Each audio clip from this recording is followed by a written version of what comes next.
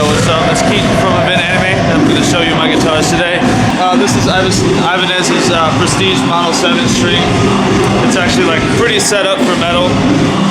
It's got a 25.5-inch scale, and this one stays in G sharp for the most part. This is literally my favorite guitar in the world. It's just got your average 3-way, simple volume knob. It's got a nice tight-end bridge. It's really dope. These are stock pickups that came with this. They're Ibanez custom pickups. I couldn't quote the model on them, but and it's also got this really dope input jack feature that just sits well with the strap. For G sharp, I actually move back and forth. I have no certain preference. I usually use like an 11 to 54 right here, and then throw a 70 on top. It's usually a bass string too, but Ibanez set this guy up for me. It's got all kinds of cool features, bolts on neck, perfect, just literally perfect lines and everything. It's probably the best guitar I've ever played in my life. So we actually got these very recently. Ibanez sent them to us probably less than a month ago. But the old guitars I used to play live, transitioning to this is just honestly insane. The quality of this guitar in general is just untouchable, literally. So this is the RGDIX, and it's a 7-string. These are literally made for like metalcore. This is the most metalcore guitar I've ever seen in my life. The finish actually comes like this, and it's available to pretty much anyone. This is a really sick guitar. It is also 25.5-inch scale, and it's got cool little features like the big boy, so you can throw a bass string on top.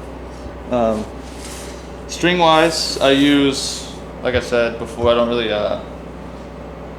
stick with one string gauge, but right now I have 11 to a 54 pack, but I switched to 54 for a 66, and then this one is a 76 I think right now, but I'm probably gonna come up on that. It's got these, the guitar locking tuners, and this, all this detail. This looks like a piece of plywood, which is super sick. Bolt-on neck, no fret markers, just super natural finish. Your basic 3-way volume knob, and this guy is DiMarzio, and it comes with those. I didn't add anything to it. So yeah, there's that. Here is the kind of the hub of our live set. It's nowhere near done. We're missing a bunch of crap. Yeah, it's we don't use these. Yeah, it's weird playing with okay. So we run through Reaper, and Reaper is our boy, and we got a little old MacBook. And these guys, one of these comes from Axe Effects, and one of these comes from our mixer. But speaking of the mixer, if you look here, we've got 2 DIs.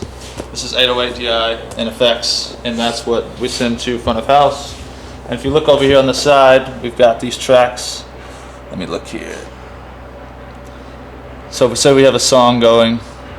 This is going to be what runs to Trey's ear, which comes out of the mixer here, and that's everything that he hears. It's a click track. Yeah, and this is our tracks, which is what's sending right here to front of house, which is all of our fake stuff.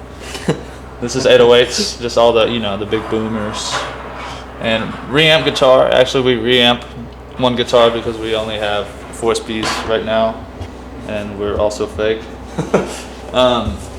We don't have a reamp box anymore, but our reamp runs through Axe Effects, which will run straight to a cab through this guy, little crown. And I also run through Axe Effects, so we've got a double whammy going on. To get that to work is almost impossible. It took me like 2 weeks to figure it out.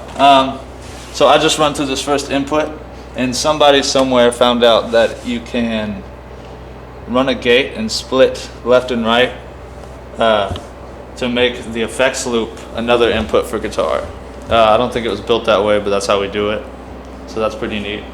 And we have right here our MIDI changes, which changes everything on Axe Effects, so I don't have to touch a single pedal, and I'm also fake.